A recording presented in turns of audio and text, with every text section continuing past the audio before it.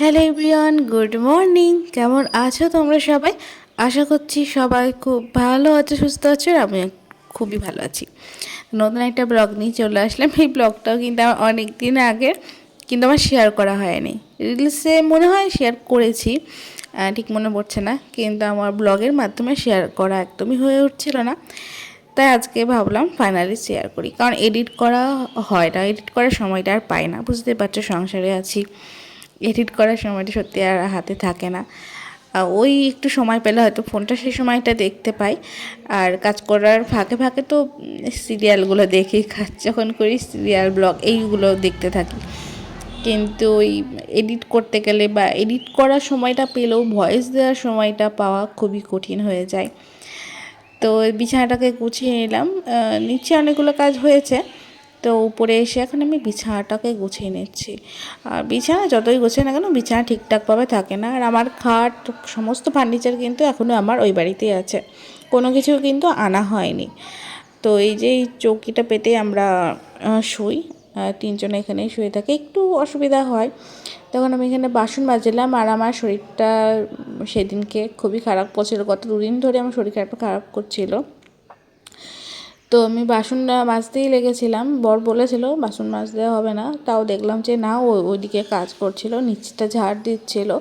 তাই ভাবলাম যে বাসনটা মাজি। তো ও চলে এসছে, ও বললো যে তুমি যাও উপরে ঘরটা ঝাড় দাও গা, আমি বাসনটা মেজে দিচ্ছি। তো মাজতে দিল না, যেহেতু আমার চোখটি অনেক প্রবলেম হচ্ছিলো, চোখে ঠান্ডাও লেগেছিলো। তো ওদিকে বাসন মাজছিল, আর আমি এখানে উপরে এসে ভাবলাম তাহলে, ও বললো যে ঘরগুলোকে ঝাড় দিই না ওগা উপরে। তো আমি ঘরই ঝাড় দিচ্ছিলাম। তো ঘরটা ঝাড় দিয়ে দিতে না খানিক পরে দেখতে মানে পারবে আবারও চলে এসছে। ও এসে বললো যে তোমাকে ঘর ঝাড় দিতে হবে না, অন্য কোনো কাজ করো। তারপরে আমি আবার অন্য কোনো কাজ করতে চলে গেছি। তো ঘরটাও আর ঝাড় দিতে আমাকে হয়নি, কারণ উপরের ঘরগুলো কিন্তু অনেক বড় বড় আর অনেকটা জায়গা নিয়ে। তো এতগুলো ঘর ঝাড় দেওয়া সত্যি আমার পক্ষে, কি বলবো, পসিবলই না। দুটো ঘর এরকম ঝাড় দিয়ে ব্যাস দম শেষ হয়ে যায়। তো ও প্রতিদিন ঘর ঝাড়তে, ও দেখো বললাম না, ও নিয়ে নিয়েছে, ও বাসন মাজা হয়ে গেছে আর ও ঘর ঝাড় দিতে চলে এসছে। এখানে এসে ভাত টাত ছিল, হাঁড়িতে ছিল, হ্যাঁ, আরও অনেক কটা বাটিতে থালা বাসন ছিল।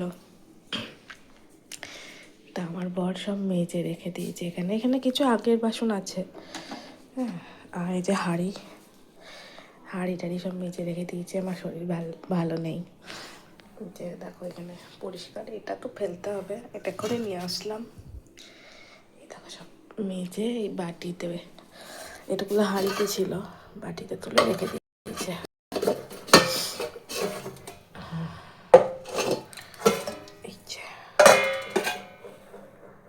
বাটিতে তুলে রেখে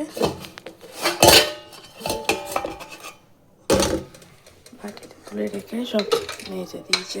যে ডাল আছে, এটা শুধু মাজেনি, বাদ বাকি সব পরিষ্কার করে দিয়েছে। আমার শরীর ভালো নেই, ওই জন্য। আর আমি জামা কাপড়টাও কেচে নিয়েছি। যদিও আমাকে বলছিল যে ও এসে কাচবে, কিন্তু এসে কাচতে গেলে দুপুরবেলাটাই ছাদে প্রচণ্ড রোদ থাকে, এসে কাচা কিন্তু সম্ভব না। তার জন্য কিন্তু আমি জামা প্যান্টটা কেচে মেলে দিলাম। আমি আর কথাটা শুনলাম না। হ্যাঁ, শরীর খারাপ অবশ্যই আমার করছিল, কিন্তু এবার কতটাই বা করবে। ও যেটুকু করা সেটুকু করেছে, এবার এইটুকু দুপুরবেলায় ও রোদের মধ্যে কাচতে পারবেই না, ঠিক আছে। তো যাই হোক, যেটুকু করেছে সেটুকুই আমার জন্যে অনেকটা বলতে পারো। আর ও প্রতিদিনই উপর ঘর ঝাড় দিয়ে দেয়, উপর বাইরে উঠোন সমস্ত ঘর ঝাড় দেয়, জল ছিটায়, এগুলো করে। আমি শুধু নিচের যে আগের পুরনো ঘরগুলো ছিল সেইগুলো ঝাড় দিই আর মুছে নিই। তো মাছটা কাটলাম, মাছটা অনেকটাই কিন্তু বড় মাছ। তো বড় মাছ না আমার কাটতে প্রচণ্ড সমস্যা হয়, আর ওই ছোটো মাছও কাটতে অনেক ধৈর্য লাগে, প্রচণ্ড বিরক্তি লাগে।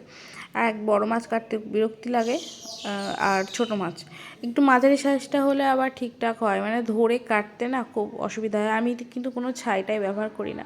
তো সমস্ত কিছু ওই যে আমি ভেজে নিচ্ছি, ভেজে নিয়ে তারপরে কিন্তু রান্না করে, আমি স্নান করে এসেছি, স্নান করে আমি রান্না করতে লেগেছি, কারণ প্রচণ্ড গরম। আর এই গরমে দেরি হয়ে গেলে আরও সমস্যা, কারণ যেহেতু ঠান্ডা লেগেছে, ঠান্ডা বলতে চোখে ঠান্ডাটা বেশি লেগেছে, আর গলায় তো প্রতিদিনই গলাটা আমার ব্যথা করে।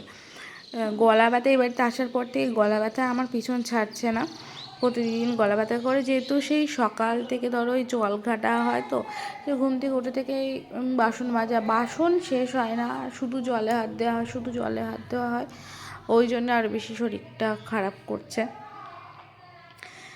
তো এই যে দেখো এইগুলো আমি রান্না করেছি, আর এই রাত্রিবেলাতে আমার বর এই স্টিকারগুলোকে লাগিয়ে দিয়েছে।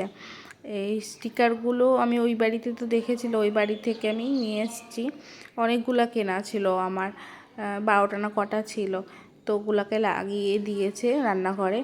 আর এই যে দেখো জামা কাপড়টা মেলা ছিল, এতগুলো জামা কাপড় কেচেছিলাম। সত্যি সংসারে না এই শরীর খারাপ থাকলে না কোনো কিছু করতে ইচ্ছা করে না, কিন্তু হ্যাঁ করতে তো হবেই, তাই না? এখানে আমরা দুজন নেই, যে মন হলো আমার, যদিও বা আমরা বাইরে থেকে কখনো দুজন থাকলেও খাবার খায় না, হ্যাঁ হয়তো মুড়ি খেয়ে নিলাম এরকমটা হয়েছে, বা সেদ্ধ ভাত করে নিলাম এরকমটা হয়েছে। বাইরে থেকে যে মন হলো শরীর খারাপ, বাইরে থেকে খাবার আনিয়ে নিলাম, এইটা কিন্তু আমাদের কখনো হয়নি, ঠিক আছে? তবে 2জন বা 3জন থাকলে কি হয়, তুমি মুড়ি খেয়েও থাকতে পারবে, কিন্তু পরিবারে থাকলে কিন্তু সেটা কখনোই সম্ভব না, কারণ যেহেতু তোমার উপরে দায়িত্ব, অন্যদের দায়িত্ব আছে, তার জন্যে মুড়ি খেয়ে বা সেদ্ধ ভাত খেয়ে কাটানো সত্যি সম্ভব না। তো এই যে অ্যাকোরিয়ামের মাছগুলো দেখো, দেখতে বেশ ভালো লাগে। ঋষি গিয়েছিল দোকানে, ওটাই দেখানোর জন্য আমি ভিডিওটা অন করেছিলাম, কিন্তু দেখছিও আসছে না, ভাবলাম ও চলে আসবে, দেখছিও আসছে না। আর হাওয়া দিলে না এই উত্তর দিক দিয়ে দক্ষিণ দিক দিয়ে প্রচণ্ড হাওয়াটা আসে, ভালো লাগে, কিন্তু যেদিন হাওয়া দেয় না সেদিন দম বেরিয়ে যায় এই উপরে।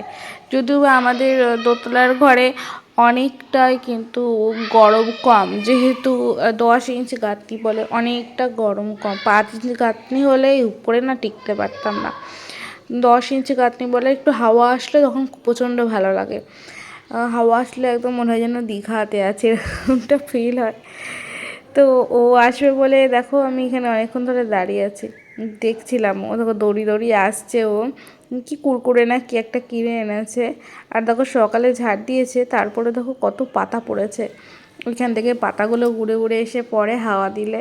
তো ঝাড় দেওয়ার পরেও ওরকমভাবে পাতা পড়ে নোংরা হয়ে থাকে। আমাদের বাড়িতে তো কোনো গাছ নেই সেভাবে, সেভাবে কি কোনো গাছই নেই, বড় তো কোনো গাছ নেই, যা ছিল আগে সব তো কেটে দিয়ে ঘর করা হয়ে গেছে।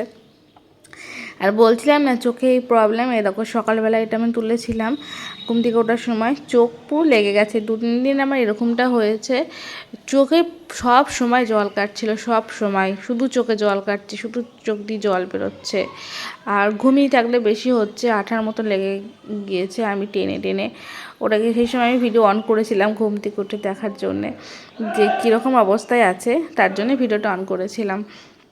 তখন আমি মানে শুয়েছিলাম বিছানায়, তো এরকমটা হচ্ছিল, খুবই মানে কী বলবো অস্বস্তি লাগছিল। চোখটা ব্যথাও করছিল, চোখের মনির ওখানটা ব্যথাও করছিল, ওই পাতাটা আছে না, পাতার উপরে যেটা ওই চামড়াটা হাত দিলে ওটা ব্যথাও হচ্ছিল। তো এই ঠান্ডা লাগা, গলায় ব্যথা, এগুলো সত্যি পিছন ছাড়ছে না, শরীর প্রচণ্ড খারাপ করে। যেহেতু সেই ঘুম থেকে উঠেই সারাটাক্ষণ কাজ, ওই 3টের সময়, সেই 6টা থেকে 3টে, ওই 3টের সময় আমি একটুখানি রেস্ট পাই। তো তার মাঝে ঋষির পড়া থাকে, ঋষিকে আবার রেডি করাতে হয়, তো ওই সময়টা আমি একটুখানি রেস্টটা পাই। তারপর আবার সেই সন্ধ্যেবেলা থেকে শুরু হয়ে যায়, যদিও অনেক কাজ থাকে সেগুলো না করে আমি রেস্টটা নিই, নাহলে শরীরে পারবো না, তার জন্যে। এবার যারা পারে তাদের ব্যাপারটা আলাদা, আমি অত পারি না, আমার ব্যাপারটা আলাদা। হ্যাঁ, পারি না বলেও যে ছেড়ে দিয়ে বসে থাকি এমনটা নাই, পারি না, না পারলেও সেটা আমাকে করতে হয়, আগেও করতে হয়েছে, এখনও করতে হয়। তো দেখো আমি এক চোখ দেখাচ্ছি ঠিকই, কিন্তু খুব প্রবলেম হচ্ছিলো চোখে, তো পিছুপিটা দেখো তুলেছি। তো আজকের মতন টাটা।